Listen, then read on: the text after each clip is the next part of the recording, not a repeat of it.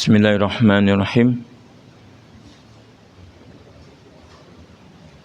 Assalamualaikum warahmatullahi wabarakatuh.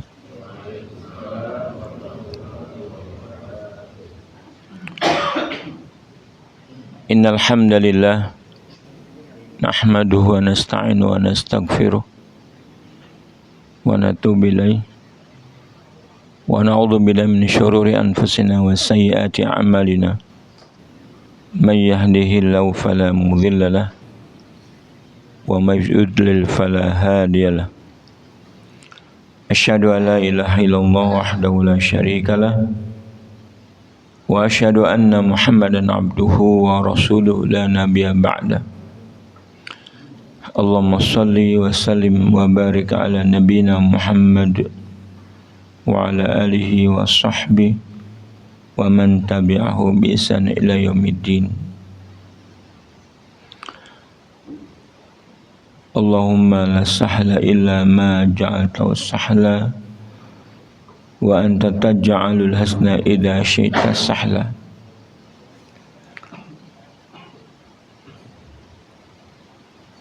Jamaah yang berbahagia, kita bersyukur kepada Allah Subhanahu wa taala dengan nikmatnya kita masih diberikan kesempatan untuk beribadah. Maka kita syukuri, karena hanya syukur yang bisa kita tunjukkan kepada Allah Subhanahu wa taala agar kita mendapatkan nikmat-nikmat yang lain. Salawat dan salam senantiasa tercurah buat baginda Nabi kita Muhammad sallallahu alaihi wasallam yang telah diutus membawa kebenaran dan petunjuk untuk manusia seluruhnya. Kemudian kita termasuk yang menjawab dakwah. Mudah-mudahan bisa istiqomah sampai akhir hayat. Amin ya rabbal alamin. Salawat dan salam untuk keluarganya juga, untuk para sahabatnya, untuk para tabi'in, dan siapa saja yang terus menegakkan Islam sampai hari kiamat. Jemaah yang berbahagia, kita masih membahas syafaat.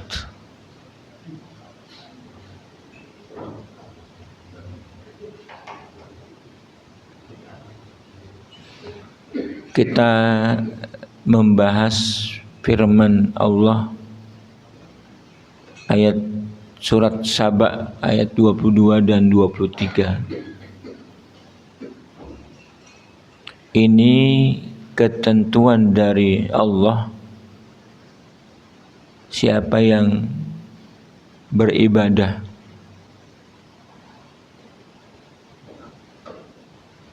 yang orang itu barangkali tidak mencapai apa yang Allah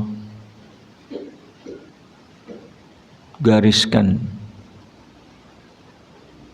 sekaligus ketentuan mengenai beribadah yang tidak benar.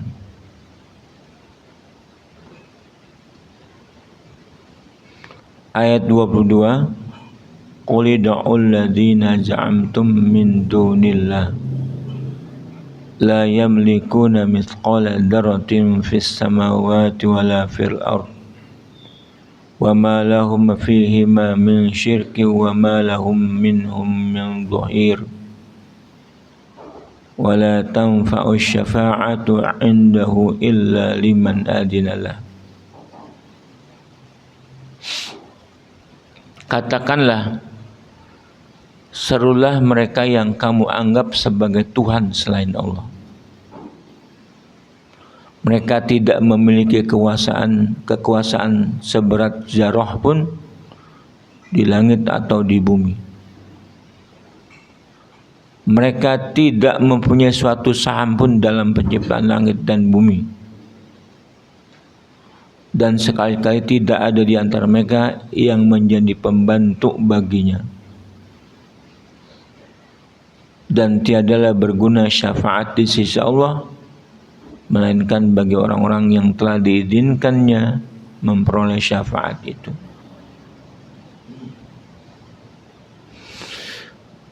Ya, kemarin kita sudah jelaskan kenapa kita membutuhkan syafaat.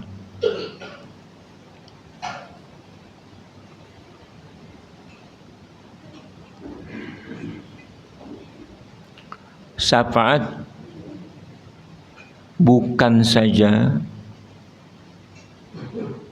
dibutuhkan oleh kita karena kita banyak salah,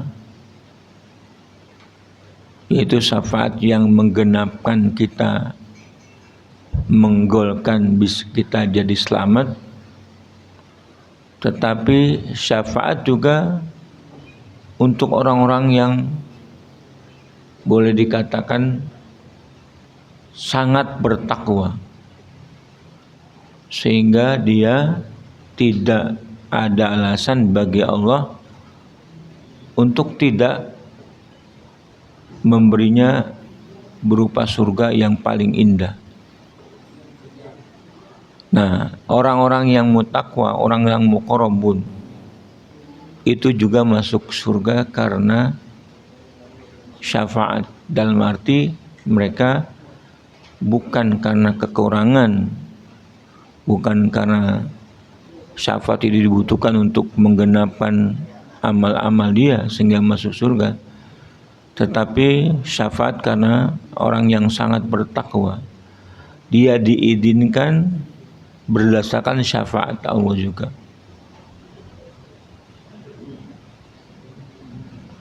Nah, syafaat dalam pengertian kita mungkin yang paling besar orang mengharapkan berupa pertolongan.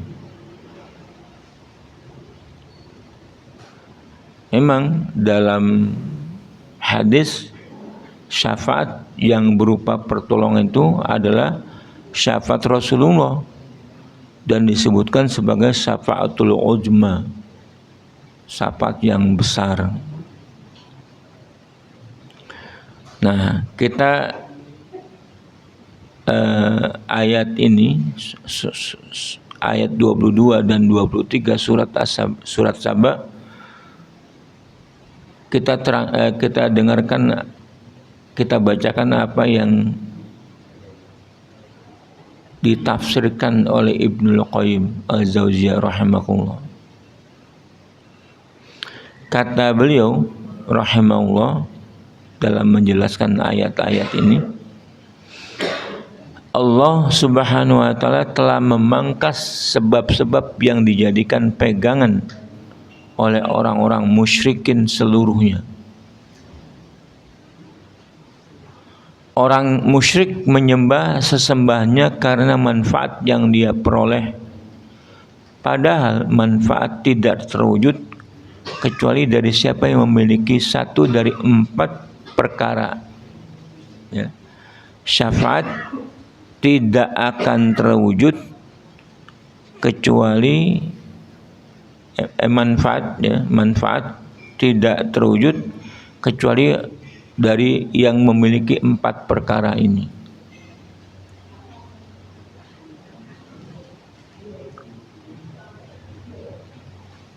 Satu, dia memiliki apa yang diinginkan oleh penyembahnya. Memiliki apa yang diinginkan oleh penyembahnya. Yang menyembah mungkin mengharapkan rezeki.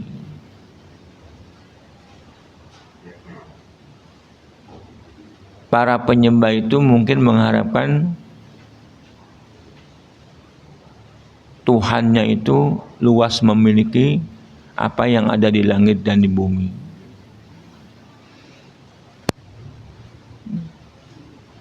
Jadi yang pertama itu adalah memiliki apa yang di langit dan di bumi. Nah, sementara para penyembah itu hanya dugaan Tuhan yang disembah selain Allah itu memiliki sesuatu yang di bumi atau di langit. Satu ya.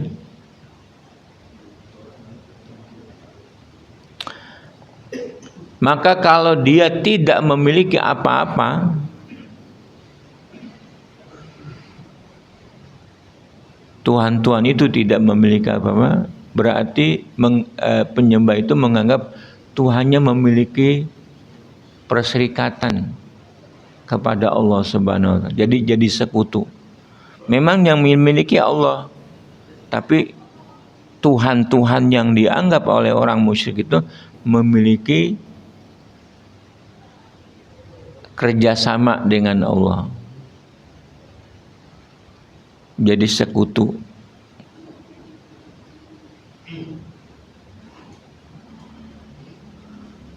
Kalau dia tidak jadi pembantu, jadi sekutu, yang ketiga dia jadi pembantu atau penolong. Misalnya Allah satu-satunya Tuhan, disekutukan sama orang, atau dianggap yang itu Tuhannya dekat kepada Allah dan mereka memiliki memiliki derajat yang dianggap oleh penyembahnya itu sebagai penolong di samping Allah. Itu juga bisa. Para penyembah menganggap Tuhannya itu mendapat bantuan dari Allah dengan pertolongannya.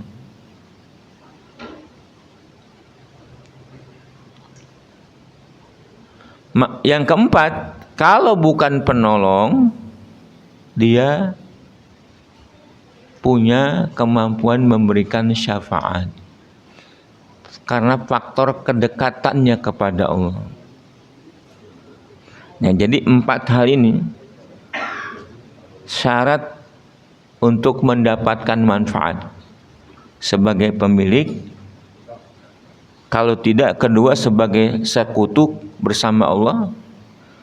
Ketiga, kalau tidak sekutu sebagai pembantu atau penolong. Kalau tidak, yang keempat adalah pemberi syafaat di sisi Allah. Nah, ini semua ditolak oleh Allah Subhanahu wa taala ya dengan firman-Nya tadi, qul ud'ul ladzina za'amtum. Ya. Serulah Tuhan-Tuhan yang kamu anggap itu selain Allah, yang kamu jadikan Tuhan. Padahal mereka tidak memiliki kekuasaan sedikit pun, bukan sebagai sekutu, bukan sebagai penolong dan juga tidak mampu memberikan syafaat. Allah Subhanahu wa taala menafikan 4 fase ini dengan penafian yang berurutan. Berpindah dari yang lebih tinggi kepada yang lebih rendah. Allah Rabb, memiliki segala-galanya. Apakah Tuhan yang kamu sembah memiliki sesuatu? Tidak. Itu yang paling tinggi. Kalau sudah memiliki, pasti dia berkuasa untuk memberikan atau tidak memberikan apa yang dimilikinya. Maka dalam surah Al-Fatihah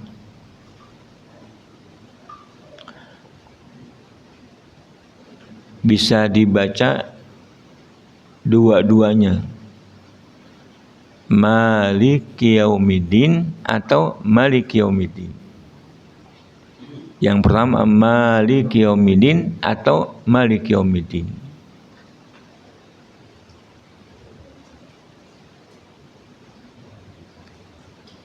Artinya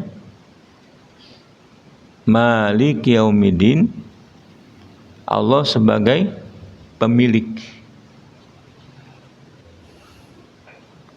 Kalau kita bacanya Maliki Yaumiddin, Allah sebagai raja.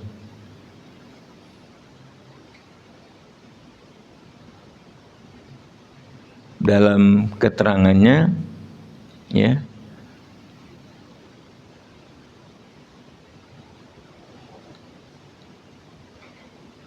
membacanya dengan Maliki Yaumiddin mendapatkan kelebihan pahala, karena dengan dibaca Malik berarti 2 harokat. Nah, itu sama dengan 2 huruf. Mim ada alifnya. 2 huruf, kalau Malik 1 saja. Nah, itu Al-Fatihah. Nah, di sini Allah bilang sama yang menjadikan Tuhan selain Allah, qul ud'ul ladzina za'amtum min dunillah la yamlikuna mithqala dzarratin fis samawati wala fil ard. Tuhan-Tuhan itu tidak memiliki sekecil, yang paling kecil, sekecil dzarrah. Dzarrah itu dalam bahasa Arab semut terkecil yang ditemui di Jazirah Arab. Mithqala dzarrah, yang paling kecil. Itu diterangkan oleh Syekh Utsaimin dalam tafsir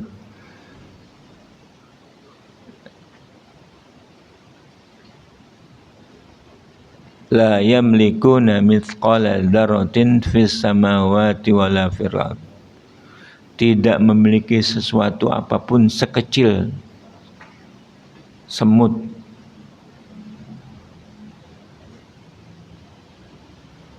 di langit dan di bumi.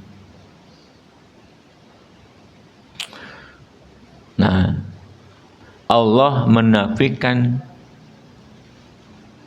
kepemilikan, persekutuan, pertolongan dan syafaat.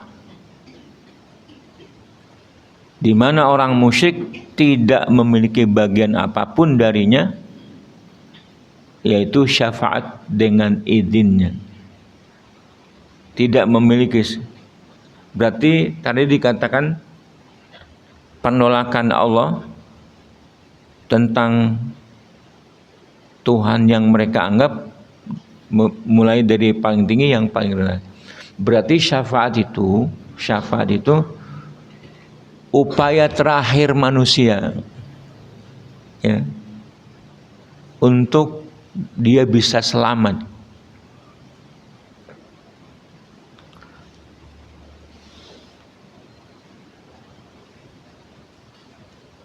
apa yang kita miliki, apa yang dimiliki oleh manusia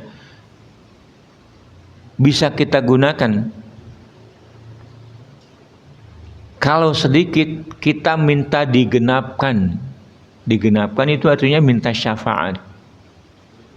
Kalau amal seseorang tidak cukup memasuki surga, maka amal itu mesti digenapkan, diberikan oleh syafaat, oleh orang-orang lain yang memberikan syafaat.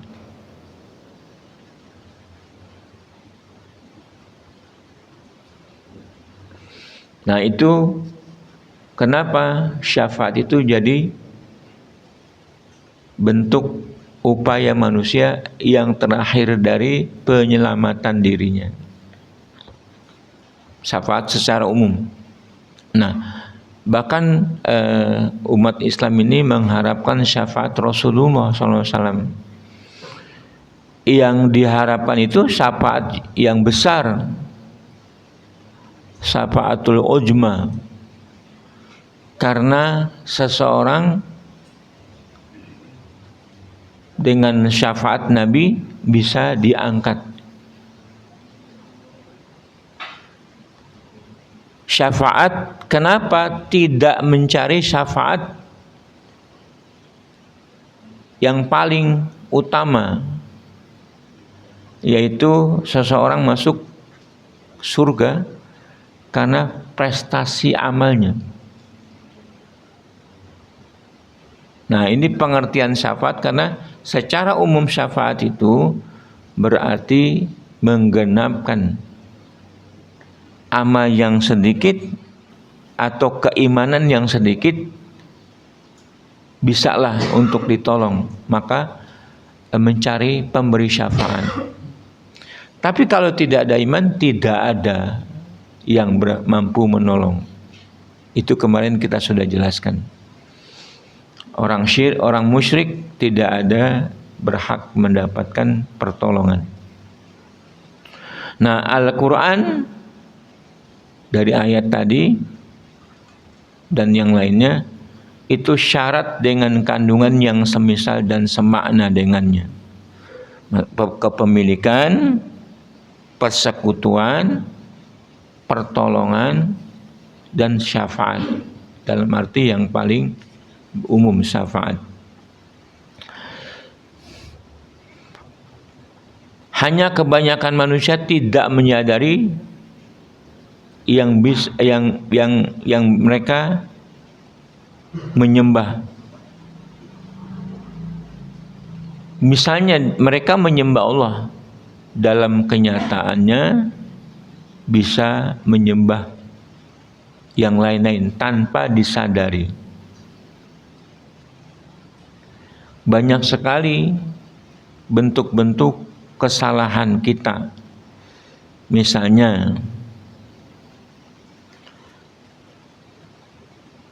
dalam keseharian masih banyak terlibat seseorang, bahkan ustadz penceramah bisa keliru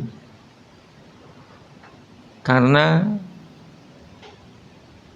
perbuatan yang menyebabkan itu jadi keliru. Misalnya, Allah tidak bisa disamakan oleh kita. Dalam satu riwayat Nabi menjelaskan, bukanlah kita mengatakan ini yang menolong Allah dan saya. Itu udah musyrik, syirik, perbuatan syirik. Ini alhamdulillah, misalnya orang ditolong sama seseorang, dia berusaha mengucapkan kata-kata yang tidak melanggar tauhid. Alhamdulillah Allah menolong saya dan kamu. Itu syirik, karena Allah disamakan dengan manusia. Yang benar bagaimana? Yang benar adalah alhamdulillah Allah menolong saya kemudian kamu. Kata-kata kemudian itu mencirikan tidak sama. Tapi kalau dan menganggap kita sama atau orang yang kita anggap itu sama dengan Allah, itu artinya persekutuan. Allah ada dibarengi oleh manusia. Nah, tanpa sadar seseorang sering mengucapkan ini. Misalnya, niat itu nggak ada yang tahu kecuali orang itu dan Allah. Kecuali orang itu dan Allah. Itu salah. Ya, niatkan dalam hati, yang tahu siapa? Yang tahu orang bersangkutan. Cuman mereka mengatakan niat itu yang tahu cuman orang itu dan Allah. Itu persoalan.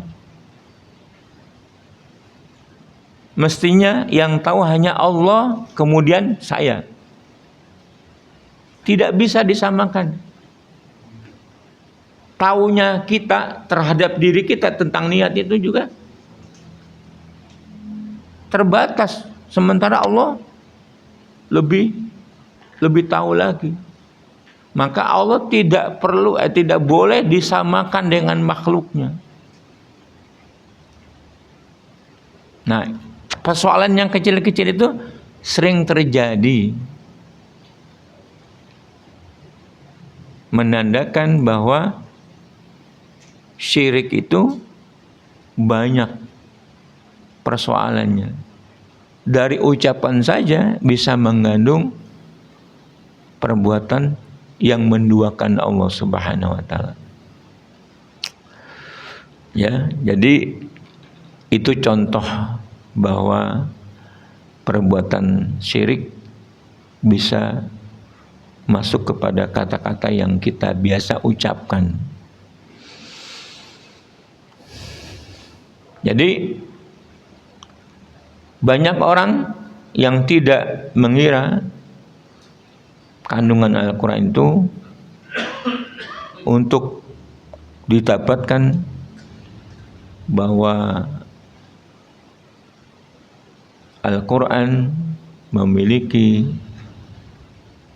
makna-makna yang seharusnya hanya ulama yang menjelaskannya. Orang-orang musyrik itu, orang-orang yang tidak paham Quran sehingga mereka keliru dalam beribadah, mengira bahwa ia hanya ada satu bentuk dan satu kaum yang telah berlalu sebelumnya tanpa meninggalkan penerus. Maksudnya apa?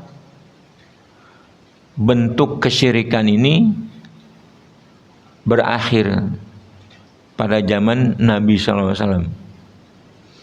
Nah, dengan kesadaran bahwa hanya perbuatan syirik terjadi di zaman Nabi, itulah yang menghaling hati untuk memahami Al-Quran. Yang benar adalah ini masalah tauhid dan syirik tetap ada, termasuk di orang Islam,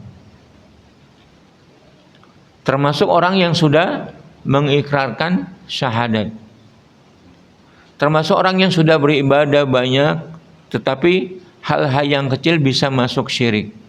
Contohnya perbuatan kalimat tadi. Demi Allah, sekalipun mereka telah berlalu punah, namun setelah mereka hadir para pewaris yang sama dan atau bahkan lebih buruk atau lebih rendah dari mereka. Maka Al-Quran itu yang menerangkan masalah-masalah tauhid dan syirik bisa terjadi di sepanjang zaman. Intinya apa? Kalau orang mengatakan ada Tuhan-Tuhan selain Allah yang memiliki kepemilikan sesuatu yang ada di langit dan bumi, atau persekutuan, atau mereka menjadi penolong atau pemberi syafaat, maka itu perbuatan salah dan syirik pasti. Dan Al-Quran itu meliputi orang-orang tersebut, orang-orang yang gagal paham, orang-orang yang kurang memahami mana ayat-ayat. sebagaimana yang disebutkan dalam ayat tadi. Kemudian beliau berkata lagi, di antara bentuk syirik adalah meminta hajat-hajat kepada orang-orang mati dan beristighosah kepada mereka. Ini adalah asal usul syirik. Orang-orang soleh yang mereka sudah mati dianggap punya kedekatan kepada Allah, minimal kedekatan kepada Allah, sehingga mereka punya hak ditolong oleh Allah, atau bahkan bisa memberikan syafaat dengan izin Allah. Padahal syafaat itu ya Allah izinkan kepada siapa yang berhak memberikan syafaat. Itu adalah ahli tauhid. Diberikan kepada orang-orang yang mengikhlaskan diri atau orang yang diridhoi Allah Subhanahu wa taala. Jadi semuanya adalah perbuatan-perbuatan yang menunjukkan kepada ketauhidan. Kita bisa saja memberikan syafaat. Kita berikan syafaat kepada orang tua kita, kepada banyak yang membutuhkan, kalau kita bertauhid dan dapat izin dari Allah Subhanahu wa taala. Dapat izinnya sudah diterangkan oleh Allah Subhanahu wa taala. Orang-orang yang berhak mendapat surga mereka ahli tauhid. Sebelum ditutup ada yang bisa kita tolong. Misalnya orang tua kita, kalau mereka bertauhid tetapi amalnya tidak sampai memasukkan mereka ke surga.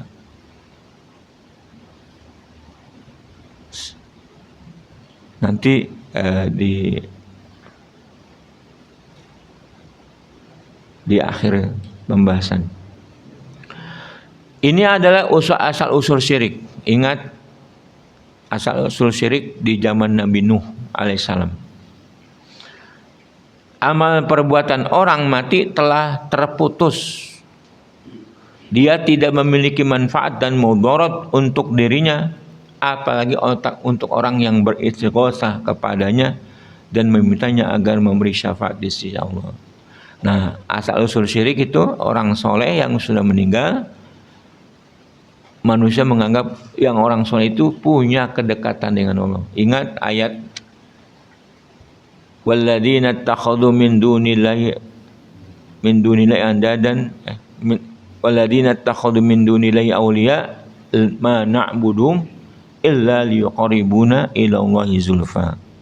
Orang-orang yang mengambil tuhan-tuhan selain Allah, mereka tidak mengatakan kami menyembah, tetapi mereka mengatakan agar Tuhan-Tuhan itu, agar orang-orang itu supaya mendekatkan kami kepada Allah sedekat-dekatnya. Jadi orang-orang soleh itu benar, tetapi mereka jadikan sebagai di sisi Allah mereka punya tempat. Karena punya tempat di sisi Allah, kita menolong, minta kepada mereka supaya mendekatkan kami sedekat-dekatnya. Nah, kenapa tidak minta tolong kepada Allah langsung? Kenapa mesti minta tolong kepada orang-orang soleh itu? Nah, satu hal yang salah lagi, mereka minta tolong kepada orang-orang soleh itu karena mereka menganggap kita kotor, nggak pantas meminta kepada Allah. Padahal Allah sudah menafikan bahwa kalau minta berdoa langsung saja kepada Allah. Apakah ada keterangan minta doa kepada Allah atau minta kepada Allah hanya orang-orang tertentu yang soleh, yang bertakwa, sementara orang yang berdosa, yang kotor tidak patut meminta kepada Allah. Dari mana? Dari mana keterangan itu? Nah, sudah sampai kepada sebagian orang, karena kita kotor, karena kita tidak bersih, kita nggak pantas. Pasti Allah nggak dengar. Sebaiknya kita minta kepada orang-orang soleh. Orang-orang soleh itu dekat kepada Allah. Itu yang paling ditentang oleh Allah. Apalagi orang solehnya sudah mati. Kalau masih hidup mungkin kita bisa minta tolong kepada orang soleh. Tolong doakan supaya saya dapat hidayah. Bisa. Tolong doakan saya supaya dapat rezeki. Tolong doakan saya atau anak saya supaya sehat. Yang lagi sakit supaya disembuhkan. Kalau masih hidup masih mungkin. Tapi kalau sudah mati, orang yang mati, apakah orang soleh atau orang toleh, tidak bisa berbuat apa-apa. Apalagi diminta tolong supaya membantu orang-orang yang sudah hidup, masih hidup.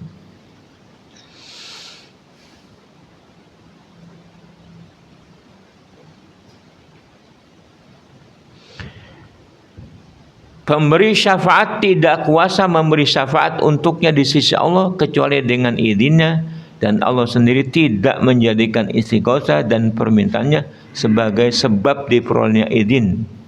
Akan tetapi sebab yang sahih ada tauhid yang sempurna. Nah, keberadaan kita mesti bertauhid. Lalu orang-orang musyrik ini hadir membawa sebab yang justru menutup turunnya izin. Menutup turunnya izin. Ia seperti orang yang meminta tolong untuk memenuhi hajatnya dengan suatu yang justru menghalanginya untuk terwujud. Minta tolongnya bukan kepada Allah, minta syafaatnya bukan kepada Allah, tapi kepada orang-orang yang sudah mati sekalipun soleh. Nah, begitulah keadaan orang-orang yang musyrik, baik di zaman Nabi atau zaman sebelum Nabi atau zaman sesudah Nabi. Kebanyakan orang-orang tidak memahami apa yang dia mohonkan. Maka dalam keterangannya, agama Islamlah yang paling selamat. Wa man ahsanu dinan mimman aslama wajhahu lillahi wa huwa muhsinun wa taba'a millata Ibrahim hanifa wa takhadallahu Ibrahim khalila. Dan siapakah yang lebih baik agamanya daripada orang yang ikhlas menyerahkan dirinya kepada Allah, sedang dia pun mengerjakan kebaikan dan ia mengikuti agama Ibrahim yang lurus, dan Allah mengambil Ibrahim menjadi kekasihnya.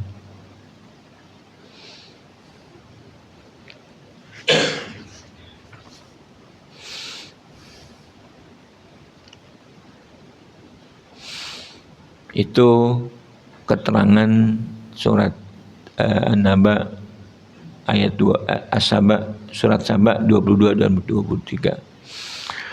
Terus kita lanjutkan tentang hadis Rasulullah SAW. Ini ada hadis dari Ibnu Abbas. Qala Abul Abbas bukan Ibnu Abbas. Nafallahu amma siwahu kula ma yata'allaqu bihil musyrikun. Fanafa ayakuna li ghairihi milkun aw qistun minhu aw yakuna aunan lillah falam yaqi illa syafa'ah. Fabayyana annaha la tanfa'u illa liman adina lahu rabb. Kama qala ta'ala wa la yanfa'una illa liman irtadha. Wala yashfa'una illa liman irtadha.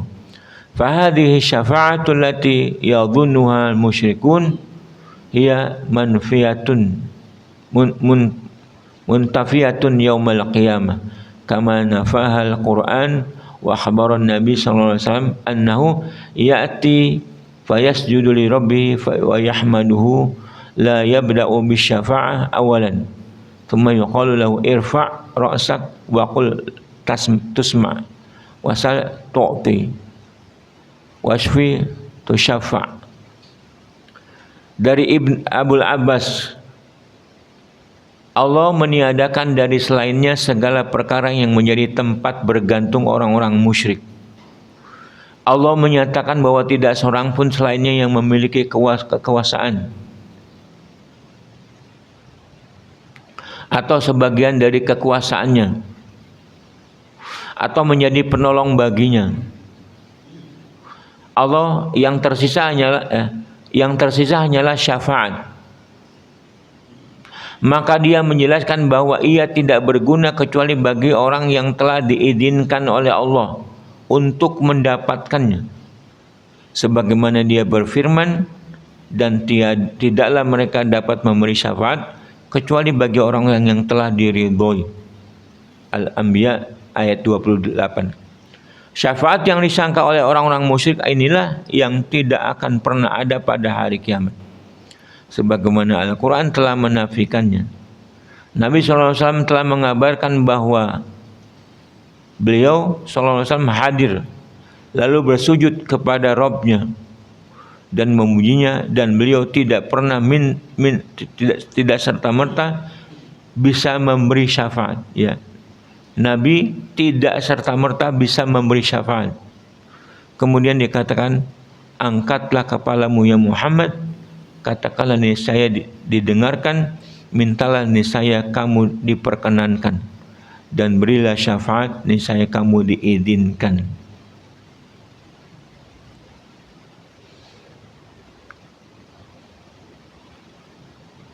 Keterangannya berikutnya, bentuk penjelasannya. Wa qala Abu Hurairah, man as'adun nas bi syafa'atika ya Rasulullah.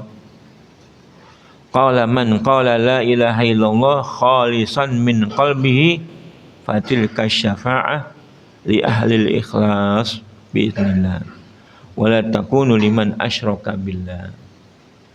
Nah, ini penting. Abu Hurairah berkata kepada Nabi SAW, siapakah orang yang paling bahagia mendapatkan syafaatmu ya Rasulullah? Nabi menjawab, orang yang mengucapkan la ilaha illallah dengan ikhlas dalam hatinya. Syafaat tersebut hanya untuk ahli tauhid dengan izin Allah. Ia bukan untuk orang-orang yang menyekutukan Allah.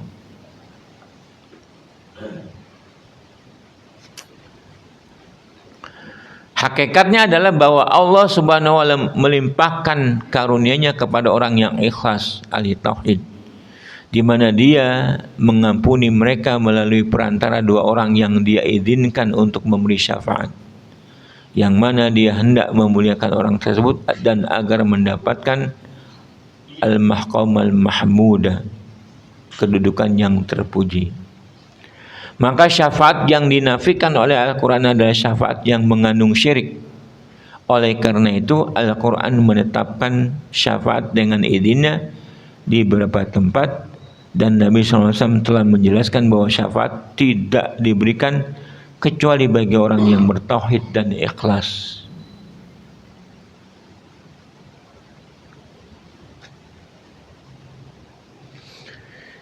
Nah,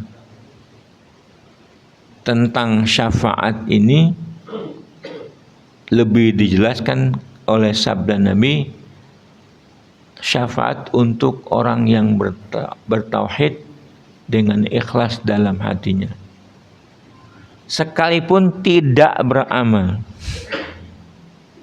Bisa nggak orang yang bertauhid dengan ikhlas, dia kemudian tidak beramal? Bisa saja. Banyak keterangan hadis, orang yang bertauhid tetapi tidak punya amal, banyak.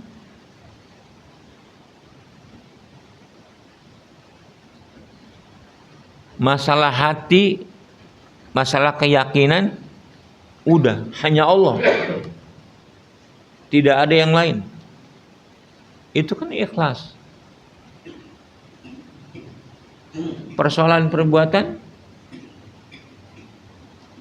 nah ada orang-orang cenderung kepada Khawarij. Kalau orang sudah bertauhid, dia pasti beramal soleh.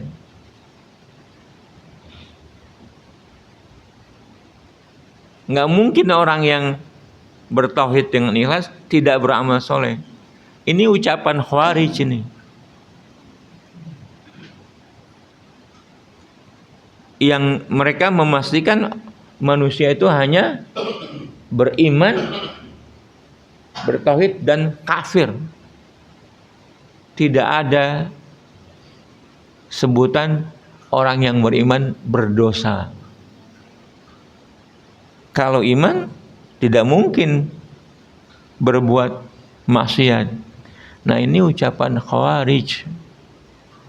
Ahlussunnah wal Jamaah menganggap ada orang yang beriman tapi berdosa. Banyak orang beriman nanti diangkat oleh Nabi SAW dari neraka karena tidak ada amal solehnya.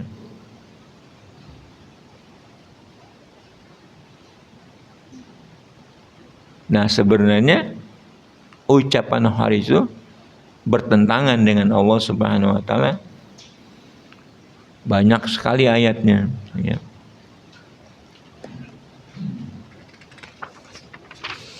Nah, kata Rasulullah SAW, syafaati liman qala la ilaha illallah mukhlisan yusaddiqu qalbuhu lisanahu wa lisanuhu qalbahu.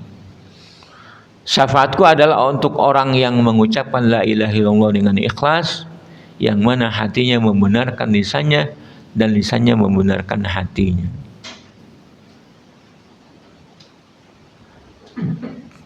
Dalam definisi Ahlussunnah wal Jamaah, al-imanu tasdiqul bil qalbi wa iqraru bil lisani wa amalu bil arkan. Kata Ibnu Qayyim, kalau orang tidak sesuai dengan lisannya dan tidak sesuai dengan amalnya, tapi masih membenarkan dengan hati, masih bertauhid.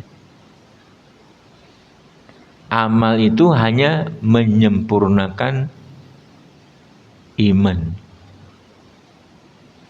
Orang yang bertakwa gimana? Banyak amalnya, sempurna iman Islamnya. Tapi kalau tidak beramal, tidak sempurna.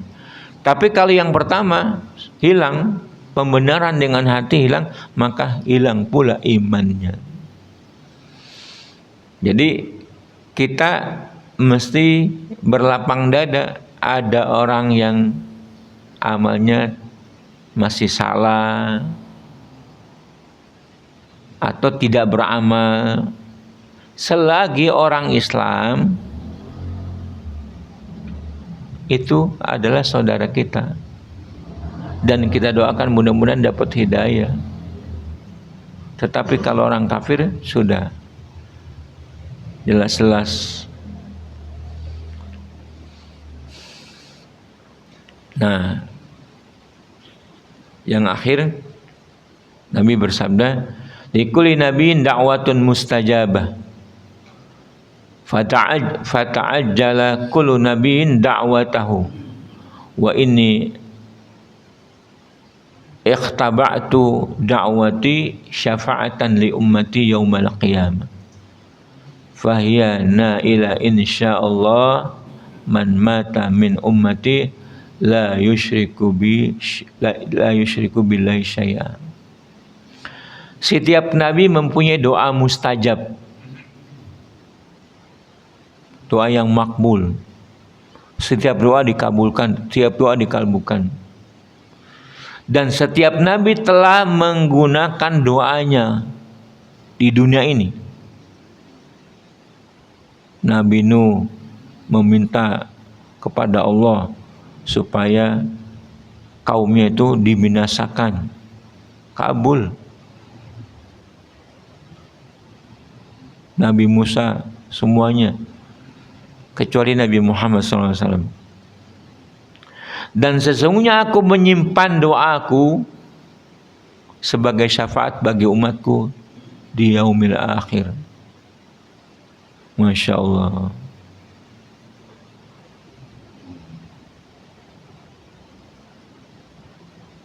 Misalnya doa yang tidak mau. Ketika Nabi lagi berdakwah ke Thaif, apa yang terjadi? Sudah patut penduduk Thaif itu diadab oleh Allah. Maka malaikat menawarkan, ya Nabi, apakah saya timpakan gunung ini kepada Thaif? Jangan.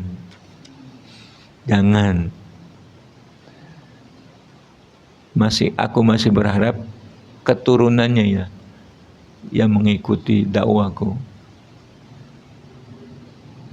Tidak digunakan oleh Nabi SAW.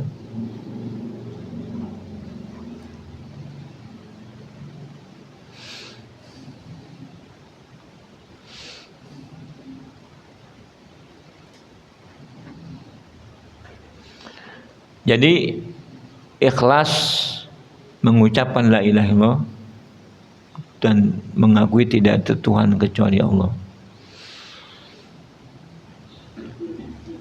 Ikhlas adalah mencintai Allah dan menginginkan wajahnya. Menginginkan wajahnya apa tuh?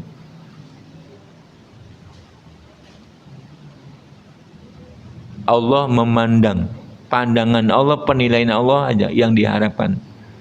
Kalau menginginkan Allah masih mengharapkan pandangan manusia, namanya riya.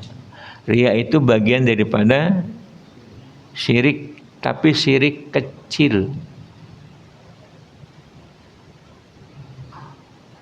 Misalnya orang udah kepada Allah selesai, tapi dalam amal-amalnya mengharapkan pujian dari manusia. Itu syirik juga, tapi syirik kecil.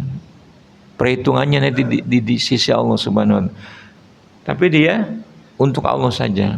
Nah, betapa banyak orang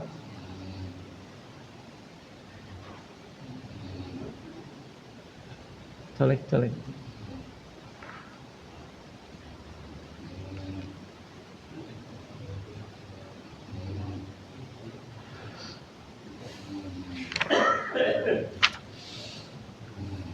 Ibnu Qayyim berkata, perhatikanlah hadis ini, bagaimana Nabi SAW menjadikan sebab terbesar yang dengannya syafaat diperoleh, yaitu memurnikan tauhid, menyelisih apa yang diyakini oleh orang-orang musyrik bahwa syafaat bisa diraih dengan mengangkat para pemberi syafaat, menyembah mereka dan berwala kepada mereka. Maka Nabi SAW membalik apa yang ada di dalam klaim dusta mereka. Beliau mengabarkan bahwa sebab meraih syafaat adalah memurnikan tauhid. Dalam kondisi tersebut Allah memberi izin kepada pemberi syafaat untuk memberi syafaat.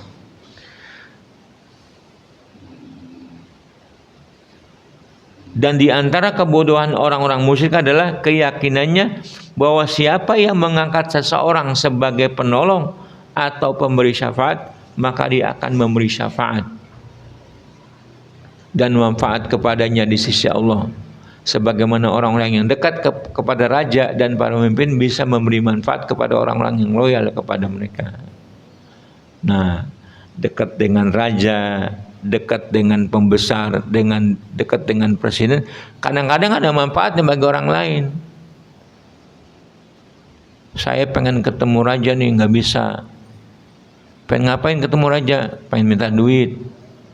Tapi ada teman saya yang dekat sama raja. Nah, teman saya itu bisa menolong. Nah, kalau Allah nggak bisa digituin, ada syarat-syaratnya. Termasuk orang soleh nggak bisa dapat syarat itu kalau tidak mendapatkan syafaat.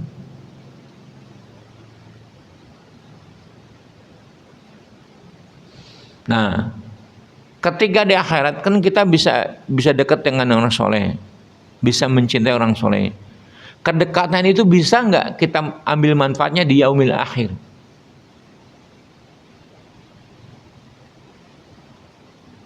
Kalau orang soleh itu sudah mendapatkan izin memberi syafaat, bisa. Karena kedekatan kita. Tapi orang-orang musyrik ini mengatakan mereka meminta setelah mereka mati orang-orang soleh, mereka minta di dunia supaya orang-orang soleh bisa memberikan syafaat.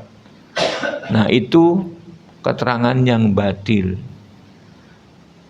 Kecintaan kita kepada orang soleh tidak menjadikan kita berhak meminta kepadanya. Apalagi yang tidak dimampui oleh dia.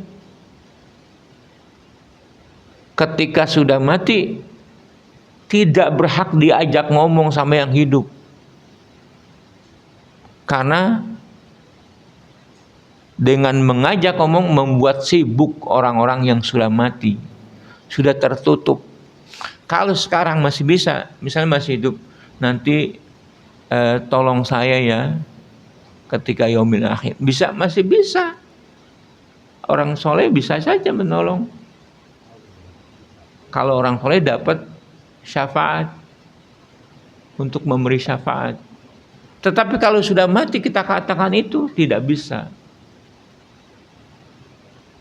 Nah, itu orang-orang musyrik mendapatkan keterangan itu berdasarkan asumsi-asumsi dia, tidak kembali kepada Al-Quran. Mereka tidak mengetahui bahwa tidak seorang pun yang memberi syafaat di sisi Allah kecuali Allah memberi izin kepada mereka.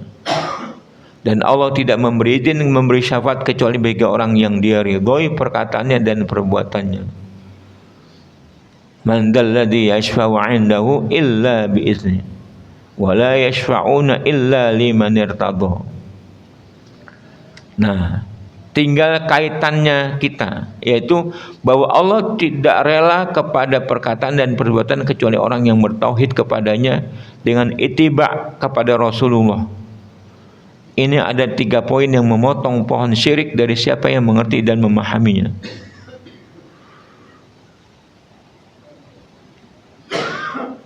Dengan mengikuti Rasulullah, ittiba itu adalah yang paling afdol.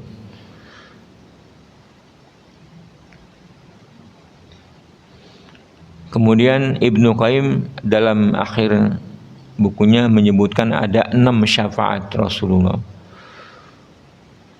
Mungkin ada lagi lebih banyak, tapi yang perlu dicatat adalah 6 atau 8 dalam kitab Aqidah Thahawiyah. Yang pertama syafaatul kubra, kita sudah terangkan. Yang kedua syafaat Nabi untuk penduduk surga agar bisa memasukinya. Sudah di depan surga, perlu syafaat dari Nabi masuk. Yang ketiga syafaat Nabi para pendosa dari umatnya yang berhak masuk neraka, kemudian dengan syafaat tidak jadi masuk neraka. Keempat, syafaat Nabi kepada para pendosa dari kalangan ahli tauhid yang masuk ke neraka karena dosa-dosa mereka. Kemudian diangkat oleh Rasulullah karena syafaatnya. Kelima, syafaat Nabi kepada satu kaum dari penduduk surga untuk agar mereka ditambah, agar pahala mereka ditambah dan derajat mereka ditinggikan. Orang masuk surga karena prestasi amalnya, misalnya dapat tingkatan ketiga, bisa naik tuh dengan syafaat Nabi supaya ditambah pahalanya, jadi naik ke tingkat berapa ke atasnya. Yang keenam adalah syafaat Nabi kepada sebagian keluarganya yang kafir agar adabnya diringankan. Contohnya Abu Thalib, tidak bisa menolong kecuali diringankan sisanya karena jasa-jasanya. Yang menghalangi ditolongnya Abu Thalib karena dia syirik. Untuk Nabi kepada keluarganya yang sudah berjasa kepada Nabi SAW. Jamaah yang berbahagia, inilah tema syafaat kita tuntaskan, mudah-mudahan bermanfaat. Yang benar dari Allah dan Rasulnya kita ikuti, yang keliru dari saya mohon ampun kepada Allah Subhanahu wa Ta'ala.